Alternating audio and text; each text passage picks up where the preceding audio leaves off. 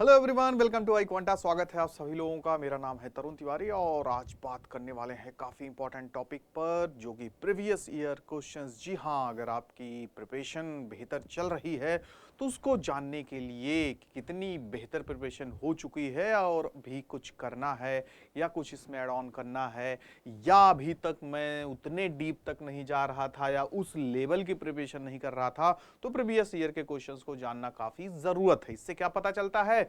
Exam का दायरा पता चलता है। एग्जाम में जो क्वेश्चन जो पैसेज के फॉर्म में आपके एग्जाम में पूछा जाता है, तो वो किन किन टॉपिक से आ सकता है, या किसी ऐसे टॉपिक से भी आ सकता है जिसको हम अभी तक दरकिनार कर रहे हैं, या उस पर ज्यादा सीरियस नहीं है, या उसको हम सोच रहे हैं ऐसा तो पूछेगा ही नहीं। जैसे लास्ट ईयर की पेपर्स को आप देखिए, या पिछले 4-5 साल के अगर आप पेपर्स को देख लिए हैं या अभी नहीं देखे हैं, तो आपके लिए ये वीडियो काफ़ी बेहतर होने वाला है। बैक टू बैक हम लोग क्वेश्चन पेपर को देखने वाले हैं, आपके जो प्रीवियस एग्जाम्स में आपके पूछे गए हैं। तो इससे काफ़ी सहूलियत आपको मिलेगी, काफ़ी कॉन्फिडेंस लेवल भी बढ़ेगा। अगर आपकी तैयारी अच्छी चल रही है तो उसमें कि आपको लगेगा कि हाँ, ऐसे क्वेश्चन पूछे जा रहे हैं, इस पे तो इस तरीके से क्वेश्चंस के इस तरीके के टॉपिक्स पे, चाहे स्टैटिक पोर्शन हो चाहे करंट अफेयर का पोर्शन हो in the GK and current affair section, उसी तरीके से आपके अदर्स जो सब्जेक्ट्स हैं, लीगल रीजनिंग हो गया, रीजनिंग, मैथ्स, सारे सब्जेक्ट जो आपके पूछे जाते हैं, तो उसमें भी आपको यही स्ट्रेटेजी अपनानी होगी। प्रीवियस ईयर के क्वेश्चंस का एनालिसिस जरूर कर लीजिए। बहुत सारे क्वेश्चंस, बहुत सारे टॉपिक्स आपके आ जाते हैं। खैर, इसमें देखा जाए तो करंट अफेयर के वही टॉपिक्स आएंगे जो लास्ट 6-8 मंथ्स में आपके ज़्यादा इंपॉर्टेंट रहे हो। कोई इंटरनेशनल समिट रही हो या फिर कोई बहुत बड़ा इवेंट रहा हो। इस बार ओलंपिक्स से आने के पूरे चांसेस हैं, पैरा ओलंपिक, ओलंपिक को दोनों जोड़ के या पैरा ओलंपिक से रिलेटेड पूछ ले, ठीक है, या फिर आपका स्पोर्ट्स से अदर स्पोर्ट्स का भी पूछ सकता है, या फिर आप देखोगे इंटरनेशनल जो बड़े लेवल पे युद्ध वगैरह हुए हैं, रसिया यूक्रेन वॉर वगैरह पूछ ले। देखिए, अब इसके पहले भी आपका आया था, इजराइल हमास का पूरा पूछ लिया था, ठीक है। तो हमें तैयार रहना है इन सारे इवेंट्स, इंटरनेशनल नेशनल इवेंट्स जो इंपॉर्टेंट आपके लिए हो सकते हैं। तो ये हमें पीवाईक्यू से भी काफ़ी मदद मिलेगी। अभी भी आपके पास जो अपकमिंग डेज रह गए हैं, गिने चुने दिन रह गए हैं, तो इन गिने चुने दिनों में आपको कितना बेहतर करना होगा, ये आप जितनी अच्छी तरीके से प्रिपेयर करेंगे उतना ही बेहतर होगा। तो हम लोग देखेंगे 2024 का पेपर। इसी तरीके से हम लोग बढ़ पीछे होते जाएंगे। मतलब अभी 24 का देख रहे हैं इस वीडियो में, अगले वीडियो में हम लोग 23 का देखेंगे, फिर उसके बाद आपका पिछले 5-6 सालों का अगर हम क्वेश्चन पेपर्स देख लेते हैं तो काफ़ी ज़्यादा हमें सहूलियत होगी और एग्जाम के लिए काफ़ी बेहतर रहेगा, ठीक है। तो पहला पैसेज आपको याद होगा, जरूर आपने देखा होगा। अगर आप बिना पैसेज, बिना क्वेश्चन या पीवाईक्यूज किए अभी तक आप अगर पढ़ रहे हैं, अभी तक आपने नहीं देखा है, तो कहीं न कहीं थोड़ा बहुत आपने काफ़ी कुछ खोया है, ठीक है। या फिर अंधेरे में भी तीर मार रहे हैं, आपको पता ही नहीं है पैटर्न कैसा है, किस तरीके से क्वेश्चन का लेवल कहाँ तक आता है। तो जैसा कि लास्ट ईयर के पेपर को हम यहाँ पे देखते हैं, तो इससे हमें अंदाजा होगा कि किन किन टॉपिक्स पे या किन किन क्षेत्र को यहाँ पे कवर किया गया है। तो देखा जाए तो क्वेश्चन है रिलेटेड टू जनरल डायर का, आप नाम देख रहे हैं यहाँ पे, ठीक है। जनरल डायर का यानी कि ये क्या है, आपके हिस्ट्री का क्वेश्चन है। और हिस्ट्री में भी आप पढ़ते आए हैं मॉडर्न हिस्ट्री, मेडाइवल हिस्ट्री, ठीक है, एंशिएंट हिस्ट्री। तो इन तीनों हिस्ट्री में ये मॉडर्न हिस्ट्री का क्वेश्चन आया हुआ है रिलेटेड टू, देखा जाए, फ्रीडम स्ट्रगल का जो समय हमारा चल रहा था 20s के समय की बात है। आपको पता होगा जलियांवाला बाग हत्याकांड हम लोग 6, 7, 8, 9 से ही पढ़ते आ रहे हैं, ठीक है, स्कूल में ही पढ़ा दिया जाता है। तो ये भी एकदम नहीं है कि आपको बहुत ज़्यादा इसके बारे में अवेयर रहना चाहिए था। यहाँ पे आपका बेसिक स्टैटिक जीके देखने की बात हो रही। क्या जलियांवाला बाग हत्याकांड के बारे में आप जान रहे हैं? नहीं। कितने बड़े लोगों को देखो पूरे पार्क में भून दिया गया था, ठीक है, इतना बड़ा पार्क था, बैसाखी का मेला लगा हुआ था, प्रोटेस्ट चल रहा था, बहुत बड़ा पार्क था। तो जनरल डायर वहाँ पे आता है बहुत सारे अपने सिपाहियों के साथ, फिर उसके बाद चारों तरफ से दरवाजे बंद कर देता है, उसके बाद सबको गोलियों से भून दिया जाता है। तो ये पूरी घटना हम शुरू से देखिए पढ़ते आ रहे हैं। तो उसी घटना पे ये सारी बातें दी गई हैं, और इसको जब आप पढ़ेंगे तो जो इस लेख को देखा जाए तो ये कहाँ पे छपा हुआ आपका क्या है, speaking in the British parliament, colonel MP साहब ने, ठीक, एमपी थे, ठीक है, मेंबर ऑफ पार्लियामेंट थे, वेड वुड, ठीक है, वेजवुड के द्वारा ये पढ़ा गया है। तो इसमें एक तरीके से क्या किया गया है, जो जनरल डायर था उसको क्रिटिसाइज किया गया है कि बहुत गलत किया, पूरी दुनिया ने निंदा की थी, ठीक है, जब ये घटना हुई, जब 1919 में आपका 13 अप्रैल दिन था, याद रखना, ठीक है। तो पूरी दुनिया ने, इवन जो दुश्मन भी थे हमारे, उन्होंने भी कहा कि इस तरीके से जो नरसंहार किया गया, निर्दोष को जिंदा भून दिया गया, ठीक है, गोलियों से, तो ये बहुत ही स्थिति नाजुक वाली समय थी। देखिए कितने लोग आपके, कितने लोगों ने अपने अवार्ड्स वापस कर दिए थे, तो काफ़ी केस वगैरह भी इनके ऊपर चला, यहाँ से इनको भेज दिया गया। फिर उसके बाद आपको पता होगा कि जनरल डायर को यहाँ से, अब इसमें कितने लोग मारे गए आपको पता है, ठीक है। भगत सिंह वगैरह सब छोटे थे उस समय, उधम सिंह भी उसी में ही थे, उसी परिवार के हिस्सा थे जिनके माता पिता मारे गए। तो उन्होंने देखिए बदला लेने के लिए फिर फाइनली कहाँ गए थे, आपके लंदन मारने के लिए। खैर वो जनरल डायर नहीं मारा गया उनके हाथों से जो यहाँ पे शामिल था। तो इसी के बारे में पूरी बातें दी गई है, ठीक है। कितने लोग लगभग देख रहे हैं यहाँ पे, सारी बात है आपका 5,000 से 20,000 who was sitting in the ground peacefully। सब हो रहा, दो तीन चीज थे उसी समय। आपको पता है 1919 में ही आपका रॉलेट एक्ट आ गया था, तो रॉलेट एक्ट के अगेंस्ट भी वहां पे प्रोटेस्ट वगैरह हो रहे थे। डॉक्टर सैफुद्दीन किचलू को गिरफ्तार कर लिया गया था, उसके प्रोटेस्ट में लोग वहां शांतिपूर्ण ढंग से प्रोटेस्ट कर रहे थे। बैसाखी का मेला लगा हुआ था, पूरा ग्राउंड भरा हुआ था, और जनरल डायर आता है फाइनली यहाँ पे कत्लेआम करता है। तो इसी के बारे में ये पूरा पैसेज है, और कुछ क्वेश्चन तो आप ऐसे ही कर सकते हो। देखिए और सबसे बड़ी चीज है, देखिए टिपिकल स्टैटिक जीके का क्वेश्चन है, और उसके साथ साथ आपसे कुछ क्वेश्चंस ऐसे भी पूछे जाएंगे जो यहाँ पे नहीं दिए हुए हैं, जो यहाँ पे साफ साफ नहीं दिया गया है। सिर्फ और सिर्फ यहाँ पे लिख दिया गया है कि 1919 में 1919 में ही जलियांवाला बाग हत्याकांड हुआ, बहुत लिख देगा तो अप्रैल लिखा होगा। डेट वगैरह क्या है, एग्जैक्ट डेट वगैरह भी पता होनी चाहिए। तो ये चीजें कैसे पता होंगी, साथ साथ इसको जब आप मान लीजिए पढ़ भी रहे हो तो छोटी मोटी चीज भी ध्यान रखते चलना होगा। ये नहीं कि एकदम फैक्चुअल इंफॉर्मेशन नहीं पढ़ेंगे, क्योंकि पूछेगा तो पैसेज तो पूछ लिया। देखो छोटी मोटी आपसे चीजें भी पूछ रहा है, क्वेश्चंस भी पूछ रहा है। क्या कह रहा है, which incident is described in the passage. कौन से पैसेज की बात हो रही है, बैसाखी फेस्टिवल की। ऐसी कोई बात नहीं हुई, हाँ बैसाखी फेस्टिवल था, ठीक है, चल रहा था, उसी की वजह से मेला वगैरह लगा था, लेकिन मेनली बात हुई है जलियांवाला बाग हत्याकांड की, वहां पे जो लोग मारे गए। तो दिस पैसेज इज डिस्क्राइब क्या कर रहा है, जलियांवाला बाग मैसेकर अप्रैल 1999। कभी कभी डेट वगैरह भी पूछ लेंगे आपसे, ठीक है, कौन सा डेट था, 13, 15, 16, 18, तो 13 ऑफ अप्रैल, ठीक है, 1919, ठीक है, तो डेट याद रखिएगा, ठीक है। बाकी कांग्रेस प्रोटेस्ट से ऐसा कुछ रिलेशन नहीं था, नॉन कोऑपरेशन मूवमेंट अभी यहाँ पे शुरू ही नहीं हुआ, ठीक है। तो right answer of the question क्या हो जाएगा, ऑप्शन नंबर बी, ठीक है। फिर क्या आपसे क्वेश्चन पूछ रहा है यहाँ पे, why did the general Dyer order to fire on the crowd. क्यों आदेश दिया उसने, तो क्या to bring the crowd under control, या स्कैटर द क्राउड, या to teach the crowd a lesson, या to enforce the martial law. तो देखा जाए तो उसके अंदर तो एकदम गुस्सा नफरत हम लोग से भरी ही थी, ठीक है। तो उसको एक मौका मिल गया कि आज पूरा सबक सिखा के ही रहूंगा और मुझे शांति मिलेगी। उसको यही था ना कि होता नहीं, जो आपके दुश्मन होते हैं, आपको जो देखना नहीं चाहते हैं, तो उनको लगेगा कि अगर हम इनके साथ बुरा कर देंगे, मार देंगे तो मुझे शांति मिलेगी। तो उसको कहीं न कहीं क्या था, एक सबक सिखाना था, एक अंदर की आग को बुझाना टाइप समझ सकते हैं कि हम अगर ऐसा कर देंगे तो मुझे शांति मिलेगी। इसलिए देखिए चारों तरफ से बंद करके और गोली चलाने का आदेश दे दिया, ठीक है। In the light of above passage what was the intention of the speaker. Speaker क्या कहना चाह रहा है, जो ऑथर है, ठीक है, उसको कहने का क्या तात्पर्य है यहाँ पे। तो ये क्या जनरल डायर का गुणगान कर रहा है कि बेटा तुमने बहुत अच्छा किया, हजारों लोगों को भून दिया। तो ऐसा तो हो ही नहीं सकता, ठीक है। To get sympathy from the Indians who died, sympathy हमें चाहिए ना, आपने जो बुरा किया बुरा ही किया, उसका कोई सिंपैथी है ही नहीं, सीधा आपको सजाएं देने चाहिए, ठीक है। या फिर to expose the deeds of general Dyer, यानी जनरल डायर के गुनाहों को यहाँ पे उजागर करना कि उसने जो किया कितना गलत किया, ठीक है। तो right answer of the question हो जाएगा option number B, to expose the deeds of general Dyer, ठीक है बच्चों। चलिए आगे देखते हैं। आफ्टर द इंसिडेंट, घटना के बाद क्या होता है, who help the injured and the dying people. अब जो मारा है, जो भुना है, तो क्या वो अस्पताल थोड़ी पहुंचाएगा, उसका तो काम था गया, ठीक है, करके।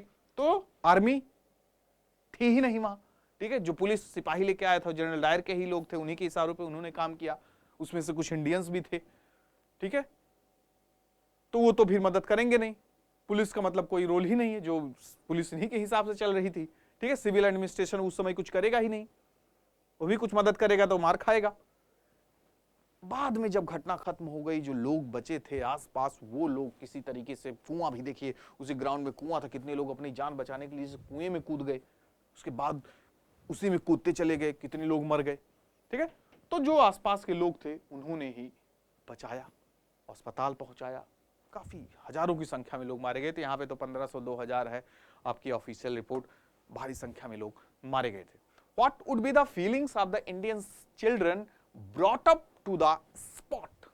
अब क्या फीलिंग आएगी? हमारे दादा बाबा परदादा गए मेला देखने, उनको अंग्रेजों ने भून दिया, तो उनके अंदर तो भाई अच्छा फीलिंग तो आने वाली ही नहीं, नफरत आएगी, ठीक है, कड़वाहट आएगी। तो कड़वाहट आएगी तो कहां दिख रही है कड़वाहट?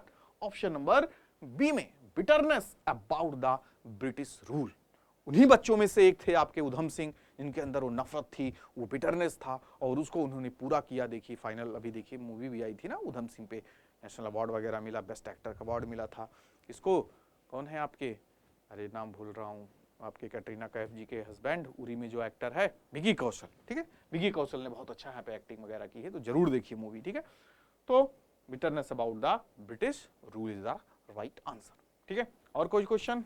यस, क्या क्वेश्चन पूछा जा रहा है, जनरल डायर का पूरा नाम बताइए। अब देखिए कितनी गहराई तक चला गया, हम लोग भी नहीं सोचेंगे कि जनरल डायर का पूरा नाम पूछा जा सकता है कि नहीं। तो यही आपसे एक्सपेक्टेशन भी की जाती है, जो आप पढ़िए आपके अंदर क्यूरियोसिटी भी हो जानने की। जनरल डायर का तो नाम आ गया, लेकिन जिसके अंदर ये पॉइंट आ गया होगा, क्या नाम था जनरल डायर का पूरा? तो जनरल था, ठीक है, जनरल तो उसका एक पद था, डायर भी क्या है, एक सरनेम है, ठीक है, जैसे तरुण सर, तो पूरा नाम तरुण सर का क्या होगा, ठीक है। तो ये आपके अंदर क्यूरियोसिटी होनी चाहिए। तो इसको जिसने किया होगा, गूगल किया होगा, उसी को पता ही होगा। तो यहां पे आप देखोगे option number C, the name was, full name पूरा नाम क्या था, रेजिनाल्ड एडवर्ड हैरी डायर था इनका पूरा नाम, ठीक है। तो ऐसे क्वेश्चन देखिए आपके यहां पे बने और आपके एग्जाम में पूछे गए, ठीक है। दूसरा देखिए करंट अफेयर सीधा आ गया, ठीक है, जो करंट सिनेरियो में पिछले 8-10 महीने में आपके रहे। तो ये देखिए कब का पूछ लिया है, नवंबर दिसंबर में अगर आपका पेपर होगा तो अक्टूबर नवंबर तक के आपके क्वेश्चंस पूछे जा सकते हैं। एक हफ्ते पहले के पैसेज के फॉर्म में आ जाएगा, सीधा खबर आ जाएगी एक हफ्ते। ऐसा मत सोचना कि दिसंबर में आपका एग्जाम है तो नवंबर तो बिल्कुल नहीं पूछेगा, अक्टूबर से क्वेश्चन बनेगा, दे देगा लास्ट नवंबर तक का कोई टॉपिक या कोई इवेंट हुआ हो करंट का दे देगा, ठीक है। तो पूरी तरीके से हमें सतर्क रहना। तो यहाँ पे आपका देखिए फाइनली जो इजराइल पैलेस्टीन वगैरह का मुद्दा था, उससे रिलेटेड यहाँ पे क्वेश्चन पूछा गया। जिस तरीके से हमले हुए, इजराइल हमला किया, फिर उसके बाद आपका पैलेस्टीन के द्वारा किया गया हमला, तो उसी पे पूरा यहाँ पे कितने लोग मारे गए, 10-10 हजार सिविलियंस मारे गए, ठीक है, 10-10, 20-20 हजार, संख्या ही नहीं, कितने कैप्चर किए गए, कितने अपहरण किए गए, वो सारी बातें यहाँ पे दी गई हैं। कब अटैक हुआ, कब कैसे क्या हुआ, ये पैसेज आप जरूर पढ़े होंगे और इससे रिलेटेड जो क्वेश्चन बने। फिर उसके बाद देखिए Israel declared A state of war on 8th of October and its response to attack has seen the most significant military escalation in the region since the Yom Kippur War। इससे related question पूछा जाएगा, मतलब क्या है, इस जो युद्ध का जो ताल्लुकात है वो काफी समय से जुड़ा हुआ है, ठीक है, जो अरब और आपका इजराइल का वॉर वगैरह है ना, तो उससे जुड़ा हुआ है, तो काफी समय से चल रहा है, ना कि ये 2-4 दिन का वॉर है, ठीक है। तो देखिए यहाँ पे 10,000 पैलेस्टीन हैड बीन किल्ड, लगभग 10,000 से ज्यादा लोग मारे गए। आगे की जब आपकी मिनिस्ट्रीज की रिपोर्ट वगैरह, तो ये सब तो चीजें जो आपके 10,000 6,000 ये सब आपके देख रहे हैं, 6,000 बम है तो समझ लो 60,000 बम, 10,000 लोग मारे गए समझो 1 लाख लोग, ठीक है। तो ऑफिशियल रिपोर्ट कम ही दिखाती है हमेशा, की गवर्नमेंट हो गई या ऑफिशियल रिपोर्ट हो गई, कम दिखाएंगे भाई कम नजर आएगा, तो ज्यादा दिखाएंगे तो बदनामी होगी, ठीक है। तो हमेशा 1-2 जो जीरो आप अपने हिसाब से जोड़ लिया कीजिए, ठीक है। बाकी पूरी दुनिया ने यहाँ पे इसको क्या किया, क्रिटिसाइज किया, और सबके प्रति सिंपैथी भाई दोनों तरफ। अब यहाँ पे मानव की मृत्यु हुई है, नागरिक दोनों तरफ के, भाई इजराइल का हो या पैलेस्टीन के रीजन का हो या किसी भी देश का, या रसिया यूक्रेन का भी देखिए युद्ध जो चला, तो हर जगह का नागरिक तो उसको भाई क्या है, आम जनता हमेशा निर्दोषी होती है। और देखो युद्ध वगैरह में हमेशा निर्दोष लोग ही मारे जाते हैं, ठीक है। तो वही हुआ, यहाँ पर भी हजारों की संख्या में मारे गए, लाखों की संख्या में लोग मारे गए, तो उसका भरपाई हम ही लोग को करना पड़ता है। तो क्वेश्चंस वगैरह उसी से रिलेटेड बने हैं पैसेज के। What was the reason for the Hamas led Palestinian militant attack on Israel, क्या कारण था कि जो हमला किए। तो भाई हमारे ऊपर हमला करोगे तो हम आपको थोड़ी छोड़ेंगे, बाकी भले हमें पता हो कि हम आपसे क्या हैं, कमजोर हैं। तो राइट आंसर क्या हो जाएगा, to retaliate against Israeli settler violence again Palestine, ठीक है, ये आंसर आपको मिल गया। फिर उसके बाद what was the reaction in the international community to the killings of the Israeli civilians, क्या रिएक्शन रहा, पूरी दुनिया ने भाई निंदा की, पूरी दुनिया ने कहा बहुत गलत हुआ, ऐसा नहीं होना चाहिए। दुनिया भर के देशों ने उसके प्रति सिंपैथी, मतलब कंट्रीज थी 44 कंट्रीज देखा जाए तो जो इसके खिलाफ थी, उन्होंने निंदा किया कि ये गलत है। ठीक है, अब कोई सपोर्ट तो करेगा नहीं, यूएन ने बिल्कुल सपोर्ट नहीं किया, ignored by the most of the countries. ठीक है, तो ऑब्वियस सी बात है, सही जवाब हो जाएगा आपका option number A. Next is which of the following is not true about the historical context of Israel Hamas conflicts। ठीक है, नॉट ट्रू, ध्यान में रखिएगा, जो सही नहीं है। तो यहां पे आपके यानी 3 सही होंगे, एक गलत होगा, तो जो गलत है यहां पे ये जा रहा है ऑप्शन नंबर ए की तरफ। क्या है, the Palestinian refugee started settling under Ottoman rule in the late 19th century. ठीक है, तो ये क्या है, गलत है। बाकी का आप देखिए, Hamas was formerly known as Islamic resistant movement. ठीक है, first intifada was a Palestine uprising against Israeli. तो ये सब चीजें आपकी क्या है, करेक्ट। नॉट ट्रू आपका क्या हो जाएगा, ऑप्शन नंबर ए। ठीक है, next is what has been the response of the Israeli military to the Hamas led attack, क्या रहा इनका रिस्पॉन्स डिक्लेयर्ड। फाइनली जब देखा जाए तो जब बैक टू बैक एक दूसरे के ऊपर आक्रमण हो रहे थे, तो यहां पे दूसरी पार्टी भी यहां पे करेगी attack, declared a state of war and launched a ground invasion. Attack पे अटैक होना शुरू हो गया, आक्रमण होना शुरू हो गए, कब्जा करना शुरू कर दिया। ठीक है, तो ये आपका सही जवाब हो जाएगा ऑप्शन नंबर ए। फिर उसके बाद देखिए, आपके पैसेज में ही दिया गया था ना कौन सा वॉर था ये।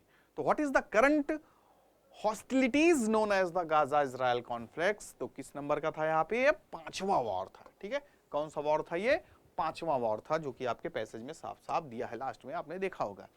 फिर फाइनली आप देखिए, इसकी चर्चा हमने कहा था ना, which major war does the current Gaza Israel conflict resemble, किस युद्ध को दर्शाता है।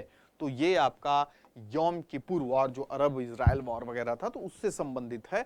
तो ये चला जाता है ऑप्शन नंबर ए के खाते में। तो सही जवाब आपका क्या हो जाएगा, ऑप्शन नंबर ए। ठीक है, फिर अगला पैसेज देखिए किससे रिलेटेड आ गया, अभी करंट अफेयर का आपसे पूछ लिया, और सबसे हॉट टॉपिक, सबसे देखा जाए तो ज्वलंत मुद्दा था, और हमारे लिए खुशियों का सौगात था कि हम चंद्रमा पर कदम, अरे कहां पे, हाँ यस, ठीक है, चंद्रमा पर कदम रख दिए थे।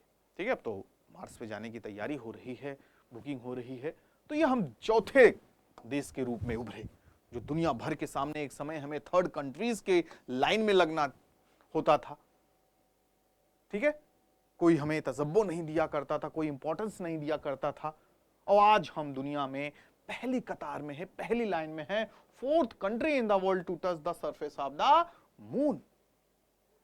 साफ साफ लिखा है, the success become ever greater when we look at the place from where India had started its journey. एक समय ऐसा था when India did not have the required technology, काफी पिछड़ी हमारी टेक्नोलॉजी हुआ करती थी, दुनिया के सामने हम काफी पीछे थे। ठीक है, लेकिन धीरे धीरे आगे बढ़े, और फाइनली हम आज, एक समय क्या था, be used to among the third world. ठीक है, countries standing in the third row, तीसरी कतार में हम खड़े हुआ करते थे। But now today India has become the 5th largest economy in the world. Today from trade to technology India is among the countries standing in the first row. तीसरे row से हम कहां पे आ गए, पहली कतार में आ गए। तो ये जर्नी भी हमारी काफी बड़ी रही है, और सबसे ज्यादा योगदान किसी का रहा है, तो इसरो का रहा है। ठीक है, इंडियन स्पेस रिसर्च ऑर्गेनाइजेशन, जो अपनी मेहनत लगन के साथ फाइनली वक्त आ गया, जो हम दुनिया के चौथे देश बने, चंद्रमा पर पहुंचे, और उसके बाद आपने देखा तस्वीरें भेजना, प्रज्ञान रोवर सब पूरा, और मोदी जी ने ये स्पीच जो थी मोदी जी के द्वारा दी गई थी, उस समय साउथ अफ्रीका में थे, आपको याद होगा। ठीक है, तो ये करंट अफेयर में आपको टच में रहना पड़ेगा अगर ऐसे इवेंट्स से रिलेटेड क्वेश्चन आते हैं तो। ठीक है, तो क्वेश्चन क्या बना, in what did India become the 4th country in the world. तो क्या हुआ, किसमें, landing a spacecraft on the moon. ठीक है, पृथ्वी से चंद्रमा की दूरी हमने नाप ली, और वहां पे सफलतापूर्वक हम उतर गए south pole. What is the role of Pragyan, Pragyan का क्या रोल था। तो प्रज्ञान देखा होगा आपने, उस समय काफी चर्चा में भी थे, इसी के साथ ही गया था, दैट टू टेक फोटोग्राफ्स, आगे फोटो वगैरह लेना वाइल मूवी।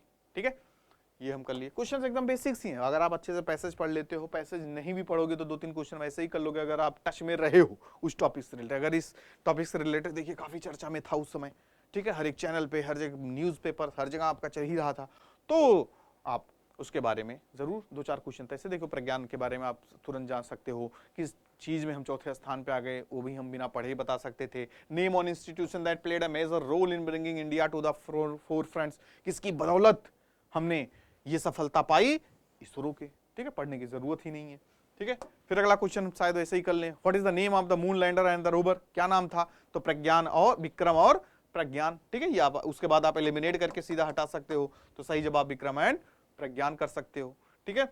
फिर whom did the prime minister address this to, किसको एड्रेस किए, किसको स्पीच दिए, भाई जो साइंटिस्ट थे जिनकी मेहनत थी सालों साल की, तो to the scientist of ISRO, ठीक है।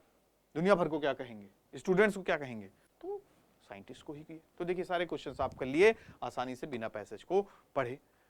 ये भी आपका स्टैटिक का पोर्शन है, देखिए करंट और स्टैटिक दोनों जोड़े हैं, तो ध्यान रखना दोनों को बराबर हमें क्या देना है, इंपॉर्टेंस देनी है। Which of the following countries in the world had touched the surface of the moon, यानी ऊपर देखिए आपका फोर्थ, अब वहीं पे ही जब आप वो पैसेज कभी पढ़े रहे होंगे, कुछ रहा होगा, वो आपका आर्टिकल आया रहा होगा, तो फोर्थ कंट्री हम थे। तो ये जिसके दिमाग में गया होगा कि वो चारों देश कौन से हैं, या उसी आर्टिकल में रहा हो, कुछ पोर्शन यहाँ पे दे दिए हैं, तो आप स्टैटिक भी कर लिए, ठीक है। तो करंट स्टैटिक को साथ में जोड़ के करना होगा। और finally United state of America, USSR, China and India. तो आप कहोगे सर कंफ्यूज है, रसिया यूएसएसआर दोनों सेम ही है। उस समय जब रसिया ये मुकाम हासिल किया तो यूएसएसआर था, रसिया तो बाद में हुआ ना आफ्टर 1991 जब डिसइंटीग्रेशन वगैरह हो गया, ठीक है। तो यूएसएसआर था, तो सही जवाब क्या हो जाएगा, ऑप्शन नंबर ए, ठीक है। देखिए इंडिया चारों में कॉमन है। फिर उसके बाद आप जाता है आपका मोस्ट इंपॉर्टेंट टॉपिक, देखिए सबसे बड़ा इवेंट था, इंडिया ने ऑर्गेनाइज किया था, होस्ट किया था, और पूछ लिया गया क्वेश्चन आपका G20 से रिलेटेड। तो G20 भी देखिए हमेशा साल भर रहा टच में आपके, हमेशा टॉपिक पे चर्चा होती थी, न्यूज़पेपर में आता था, इंडिया में होस्ट हुआ तो हमेशा टीवी पे छाया रहता था, ठीक है। तो मुझे नहीं लगता कि आपको इसको पढ़ने की जरूरत होगी, ठीक है। सारे क्वेश्चन आपके ऐसे हो जाएंगे, और पढ़ना भी चाहते तो आराम से आप पढ़ भी सकते हैं, ठीक है। Group of 20 comprise 19 countries and the European union. अब देखिए आपका एक कंट्री, एक यूनियन और बढ़ गया, African union. The G20 member represent around, ये सब फैक्ट भी आपको पता होना चाहिए, साफ साफ आपसे पूछ लेंगे टोटल जीडीपी का, ग्लोबल जीडीपी का कितना परसेंट ये लोग कवर कर रहे हैं, जो कंट्रीज हैं टॉप 20, यहाँ पे टॉप 20 इकोनॉमीज होती है ना यहाँ पे, तो 85% of the total GDP of the world और 75% of the global trade in 20 countries में, 20 कंट्रीज के पास हैं जो G20 के सदस्य हैं। About 2/3 of the world population, पूरी दुनिया का 2/3 पॉपुलेशन, तो इतना बड़ा यहाँ पे आपका डेटा लेके बैठा हुआ है G20। तो इसी के बारे में सारी बातें रही, हर चीज हमने देखा, पढ़ा, जाना और समझा, और आसानी से इस देखिए इस बार कहीं था हमारे यहाँ का वसुदेव कुटुंबकम क्या था, थीम भी था, ठीक है, मतलब वन अर्थ वन फैमिली, ठीक है। तो सारे क्वेश्चन आप आसानी से कर लोगे, ठीक है। तो सारे क्वेश्चन करने के लिए पहले तो क्वेश्चन देखना पड़ेगा, और क्वेश्चन क्या है आपके सामने, the question is the group of 20 is forum of for, इसलिए है सिलेक्ट द करेक्ट ऑप्शन। तो इंटरनेशनल इकोनॉमिक कॉर्पोरेशन, ऑब्वियस सी बात है, मेनली देखो क्या है, वो टॉप 20 इकोनॉमीज का क्या है, ग्रुप है, ठीक है। इंटरनेशनल पीस एंड सिक्योरिटी, उसको कोई मतलब ही नहीं, नो डाउट इंटरवेन करता रहता है। International corporation for the combating money laundering, इस पे क्या करेगा, कुछ नहीं करेगा, मनी लॉन्ड्रिंग से क्या लेना देना। तो कहीं ना कहीं थोड़ा बहुत देखा जाए तो कुछ लोग सोचेंगे भाई सारे पे काम करेगा, ऑल ऑफ द मार दो, अगर ऑल ऑफ द अबव करोगे तो आपका नंबर कम आ जाएगा, ठीक है। तो right answer of the question international economic corporation. अगर आपको यही पता होगा शुरू में जब G20 क्या है, टॉप 20 इकोनॉमी जो है दुनिया भर की, उनका एक कॉर्पोरेशन है, तो आप जरा सा देखते ही इकोनॉमी आराम से सही कर दोगे, ठीक है। नेक्स्ट क्वेश्चन क्या है, G20 is hosted by incumbent presidency. The G20 presidency is responsible for bringing together the G20 agenda, ठीक है, in consultation with the other members and in response to the development in global economy. Which country will hold the presidency in 2024? कौन करने वाला इस बार, Brazil करेगा, ठीक है। India कर लिया देखिए 23 में, अब 24 में ब्राजील का नंबर है, देखिए मोदी जी ने सौंपा था ना ब्राजील प्रेसिडेंट को। फिर उसके बाद which of the following countries, भी आपसे बोले थे जब देखिए पढ़ा रहे थे, तो आपको जरूर पता होना चाहिए वो कौन कौन सी कंट्रीज क्या है इसकी मेंबर है। तो आपसे पूछ रहा है is not a member of the G20, कौन नहीं है। तो अगर आपको पता होगा कौन है तो आराम से आप कौन नहीं है उसको क्या करेंगे, निकाल लेंगे या एलिमिनेट करके आंसर निकालेंगे।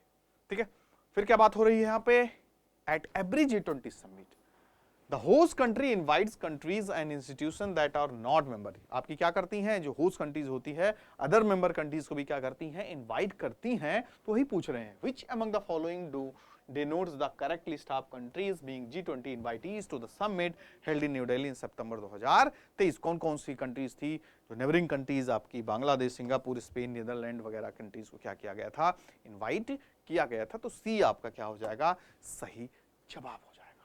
फिर उसके बाद आपका लास्ट पैसेज आता है जो बात किया जा रहा है, कहीं न कहीं देखोगे ये किससे है, अभी आपका स्टैटिक्स से रिलेटेड, करंट अफेयर को प्लस स्टैटिक्स से जोड़ दिया बच्चों, क्योंकि दिसंबर में पेपर। ठीक है, फिर आ सकता है कुछ formation of the constituent assembly से पूछ लें। यहाँ पे देखिए आपके अंबेडकर साहब पूरा कॉन्स्टिट्यूशन के बारे में बता रहे हैं, उसके फीचर्स बता रहे हैं, उसकी इंपॉर्टेंस बता रहे हैं। अगर सही तरीके से जब कॉन्स्टिट्यूशन बन गया तो उन्होंने साफ साफ बोला ना कि आपका जो संविधान ये दुनिया का सबसे लेंथिएस्ट और सबसे ग्रेटेस्ट, सबसे देखा जाए तो बल्कियत संविधान जो मैंने बनाया है, इसका कोई तोड़ नहीं है। इसको लागू करने वाले अगर अच्छे होंगे, एक्जीक्यूट करने वाले, इंप्लीमेंट करने वाले, जो चीजें उसमें लिखा है उसको फॉलो करने वाले, अगर वो सब सही होंगे तो दुनिया का सबसे बेहतरीन संविधान है। लेकिन अगर उसी को लागू करने वाले लोग ही नहीं अच्छे होंगे तो फिर ये कूड़ा है। ठीक है, किसी काम का नहीं। पूरी दुनिया का निचोड़, दुनिया भर के संविधान को उन्होंने पढ़ा, सब कुछ जाना समझा, फिर फाइनली आपका संविधान बनाया। तो इसमें कोई कमी ही नहीं थी। ठीक है, कमी नहीं, वो तो इतना ज्यादा इस पे कॉन्फिडेंस थे कि बोल दिए थे साफ साफ, जो इस संविधान में कमी निकालेगा उस इंसान में कमी होगी। ठीक है, तो ये था कॉन्फिडेंस लेवल उनका। तो उसी से रिलेटेड सारे क्वेश्चंस यहाँ पे आपको मिलने वाले हैं। ठीक है, what is the life of the contradiction refer to here, क्या यहाँ पे देखा जाए तो बताया गया है, चार ऑप्शंस आपके सामने हैं, that of equality in politics but inequality in social and economic structure, या that of quality in politics but equality in social and economic structure। ऐसा है क्या? बिल्कुल भी नहीं है। पहला आपका काफी ज्यादा सही जा रहा है ऑप्शन की तरफ कि इक्वालिटी इन पॉलिटिक्स तो है, सबको वोट देने का अधिकार है। ठीक है, वन नेशन वन वोट का अधिकार है, लेकिन क्या सोशल एंड इकोनॉमिक स्ट्रक्चर में बराबरी का ओहदा दिया गया है कि यानी आपका भी बराबर सैलरी रहेगा 1 लाख रुपया और दूसरे के भी बराबर की सैलरी रहेगी? ऐसा बिल्कुल भी नहीं है।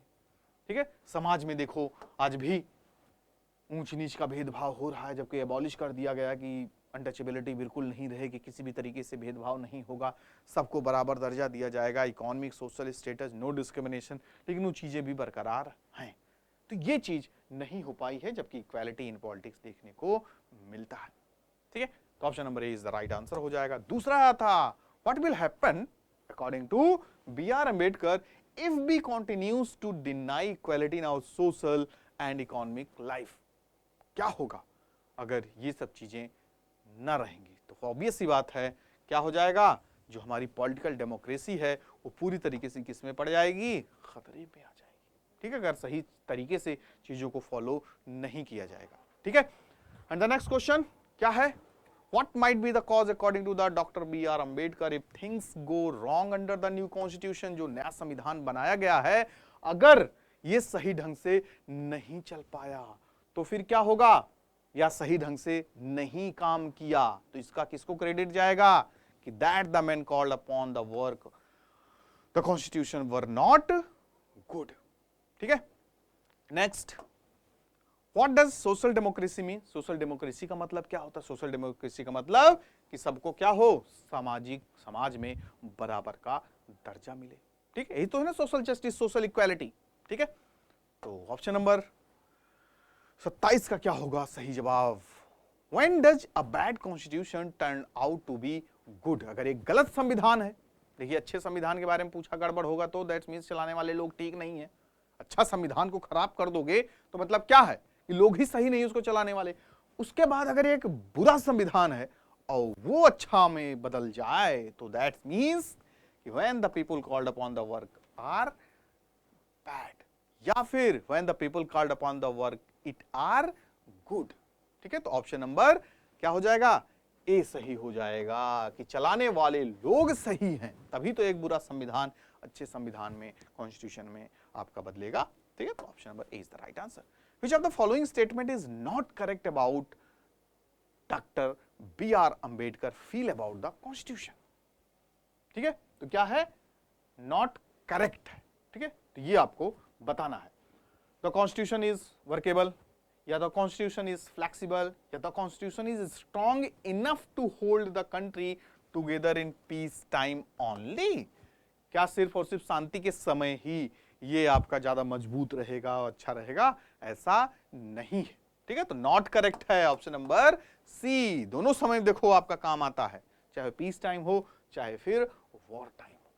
ठीक है, तो ऐसे ही आपके लिए काफी हेल्पफुल, अब देखिए इससे काफी मदद मिली होगी। अच्छा ऐसे क्वेश्चन आता है, अच्छा ऐसे पूछा जाता है, तो ये आपके लिए काफी अच्छा रहेगा। आप अगर सारे ईयर्स के प्रीवियस ईयर क्वेश्चंस का एनालिसिस कर लेते हैं, उसको एक्सप्लेनेशन काफी हेल्पफुल रहता है। तो उससे रिलेटेड देखो एक्सप्लेनेशन आप जब आप देखोगे तो समझ लो इससे रिलेटेड, अब आपका इससे पढ़े, आप अभी इस पैसेज को पढ़े या जलियांवाला बाग हत्याकांड को पढ़े, तो उससे रिलेटेड कितनी बातें आपको पता चली, तो उससे उसी के आसपास से अगर कोई टॉपिक आ गया, पैसेज आ गया, तो वो आपके लिए काफी हेल्पफुल रहेगा। तो आप प्रीवियस ईयर के क्वेश्चन पढ़ लीजिए, सिलेबस को बढ़िया से एनालिसिस कर लीजिए, जो टॉपिक्स है सिलेबस में क्या आप उसको पढ़ लिए हैं, पढ़ना है कि नहीं, क्योंकि अब आपका एग्जाम काफ़ी नज़दीक आ गया। बाकी क्रैश कोर्स भी आपका स्टार्ट हो रहा, उसको जल्द से जल्द ज्वाइन कीजिए और अपने सपनों को पूरा कीजिए। मिलते हैं नेक्स्ट सेशन में, तब तक के लिए bye bye, take care to all of you, good luck.